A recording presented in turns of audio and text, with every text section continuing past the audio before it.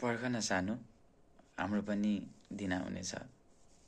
10 पल्ट ऐना हेर्दै, पटक पटक मस्किँदै, हतार हतार घरबाट चट्ट परी निस्किँदै, छुस्स अत्तर छरेर मनमा माया भरेर सजिएर निस्किने पल आउनेछ।